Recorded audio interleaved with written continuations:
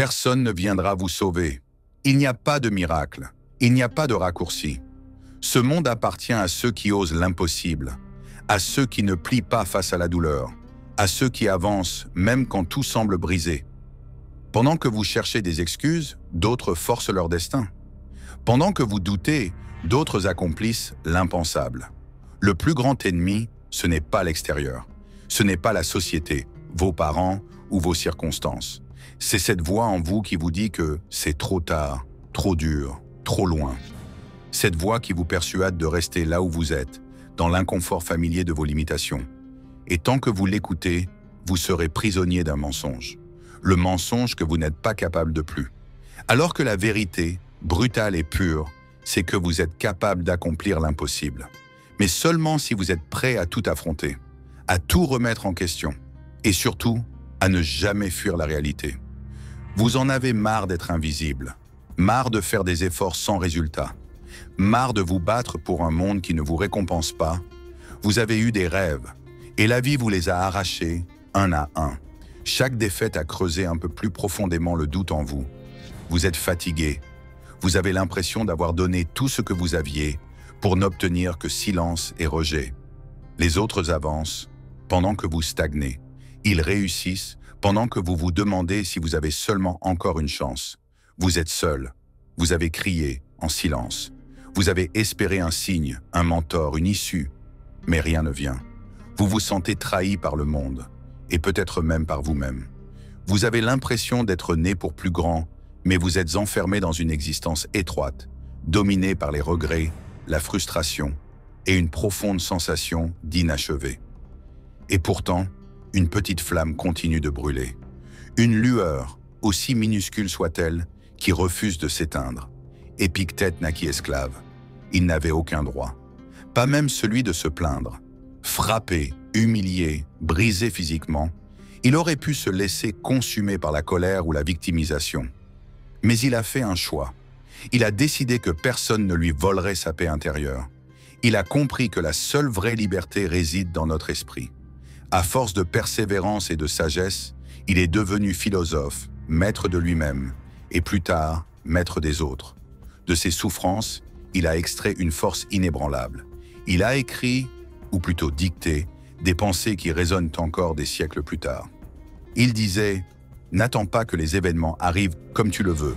Décide de vouloir ce qui arrive et tu seras heureux. » Marc Aurèle, empereur de Rome, portait la lourde responsabilité d'un empire en guerre, tout en étant frappé par des tragédies personnelles, la perte de ses enfants, des trahisons, des épidémies.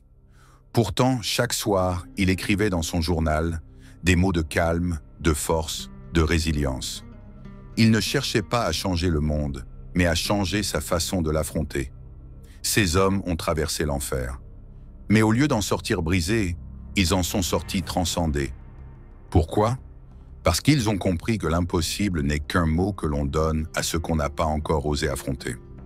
Le stoïcisme n'a jamais été une philosophie du confort. C'est une forge pour l'âme, un feu qui brûle ce qui est inutile, qui purifie ce qui est faible, qui transforme la douleur en puissance. Épictète disait « Ce qui trouble les hommes, ce ne sont pas les choses, mais les jugements qu'ils portent sur les choses. » Voilà le cœur de la leçon stoïcienne. Ce n'est pas ce qui vous arrive qui vous détruit. C'est votre manière de le percevoir. Perdre un travail, subir une trahison, vivre un échec, tout cela fait partie de la vie. Mais en faire une identité, en faire une excuse, en faire une prison, c'est cela l'erreur. Le stoïcien ne fuit pas la réalité. Il l'accueille, il l'étudie, il l'utilise. Il comprend que chaque obstacle contient une opportunité, que chaque souffrance peut être retournée en sagesse. Ce que vous vivez aujourd'hui, aussi douloureux soit-il, peut devenir la matière brute de votre transformation. Le stoïcien est un alchimiste. Il transforme l'échec en enseignement, la colère en calme, la peur en courage. Il ne contrôle pas le monde, mais il se contrôle lui-même. Et en cela, il devient invincible. Il apprend à dire « Je ne choisis pas les événements, mais je choisis ma réponse. » Et cette réponse, quand elle est ancrée dans la vertu, devient une force indestructible. Car dans un monde instable, celui qui reste maître de ses pensées, de ses actions et de ses émotions possède une richesse que rien ni personne ne peut lui voler. Le monde moderne est un théâtre de distraction.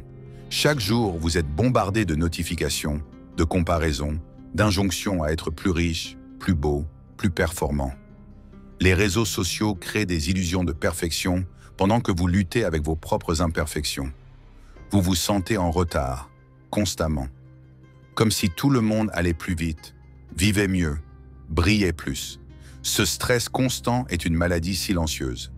Il vous vole votre paix intérieure, votre attention, votre temps.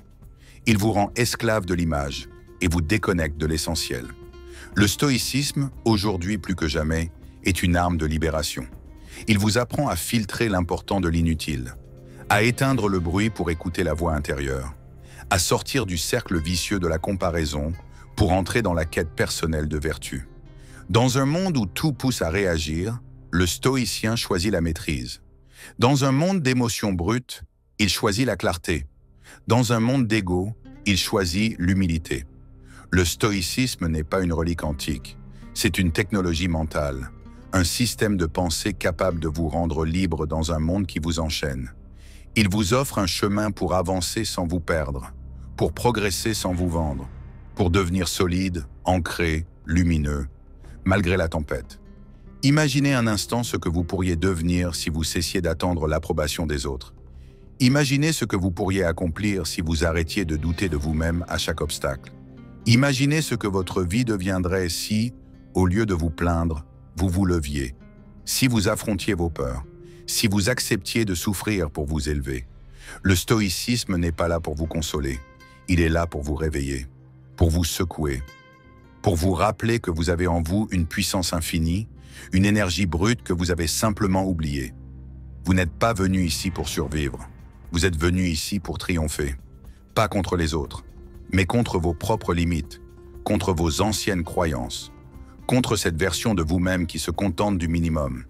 Il est temps de tuer cette version, de la brûler sans pitié et de renaître, plus discipliné, plus sage, plus résilient.